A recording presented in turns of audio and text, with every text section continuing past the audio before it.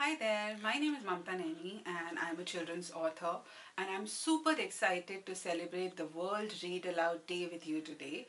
And what better way to celebrate the World Read Aloud Day than by reading a book? So the book that we are going to be reading today is called Milky Way. It's written by me and it's illustrated by the brilliant illustrator Siddhartha Tripathi, and it's published by Yali Books. So the story is actually set in Ladakh, which is a place in the northern part of India, and it is a story about a little boy whose name is Tashi and about his unusual friendship with a very special friend. Now, who is this special friend? We'll read the story to find out.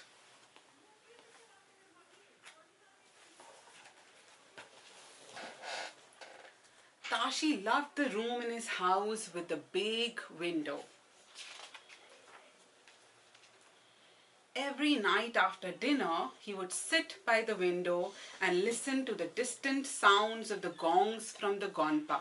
So in Ladakh, there are many Buddhist monasteries, and these monasteries are called gonpas. So every night after dinner, Tashi would sit by the window and he would listen to the distant sounds of the gongs from the monasteries or the gonpas, or gaze at the mountains covered in velvety darkness, or mimic the purring of a house cat that sat outside, or call out Jule to village folk returning from Leh by the evening bus. So Jule is how you say hello in the Ladakhi language. So Tashi would greet everyone who returned from Leh. Leh is a city in Ladakh, and he wished everyone Jule when he saw them from his window. But what Tashi enjoyed doing the most was staring into the deep blue night sky. When he looked up at the stars, he felt as if they were all talking to him. Tashi was friends with all of the stars, but the roly-poly moon was his favorite.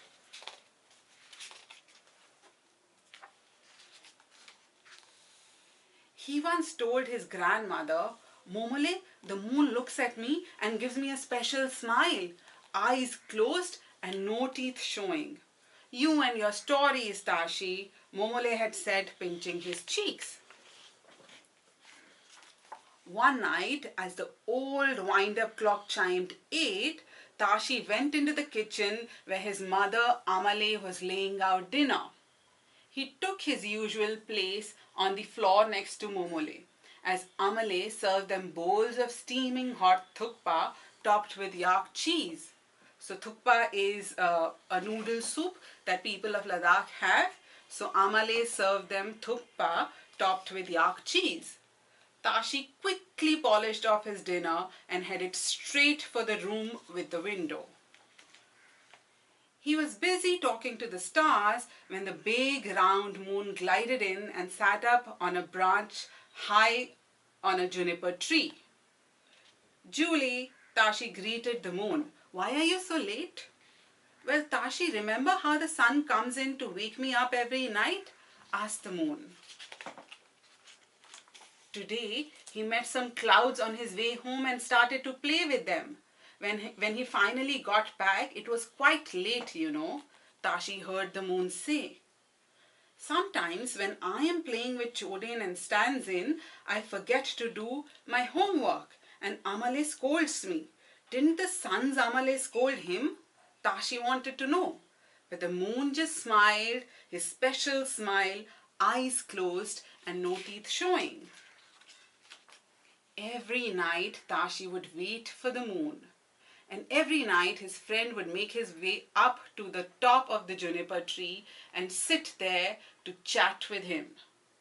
Watching the moon huff and puff his way up to the topmost branch one night, Tashi thought that the moon was looking thinner than usual. Or was he just imagining it? A few nights later, the moon looked half his size. "Why have you become so thin?" a worried Tashi asked the moon.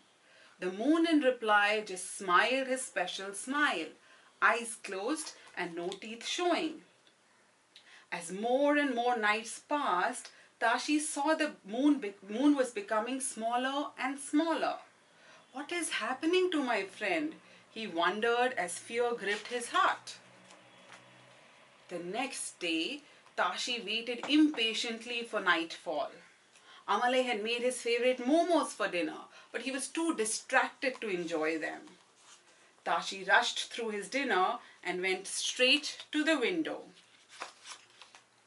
He saw the stars winking and twinkling as usual, but the moon was nowhere to be seen, not even the thin, pale slice in the sky from the night before. Tashi waited and waited and waited, but the moon did not appear. Tired, Tashi went to his momole. At this hour, he usually heard the gur-gur sound of butter tea that Momole made after dinner. But tonight, Momole was holding a glass of hot milk, covering it gingerly with the edge of her chuba. "Why aren't you having gur-gur tea, Momole?" Tashi asked. "It's new moon night tonight, Tashi," said Momole, patting his head gently. "On this special night, we remember the great Buddha by fasting and praying. We can drink only a glass of milk at night. You know, milk gives us a lot of strength and energy." A thought crossed Tashi's mind. Maybe the moon is getting weak because he doesn't drink milk.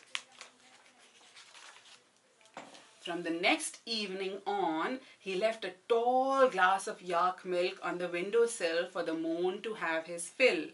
Little by little, the moon got his roly-poly shape back. And then one night, the moon appeared exactly as before. A perfect round. Can you see the round moon here? "My full moon is back! My round moon is back!" cried Tashi as he hopped and clapped in joy. The next morning, as Tashi was still dreaming, the little house cat on the window purred happily. She burped a big burp and winked a big wink.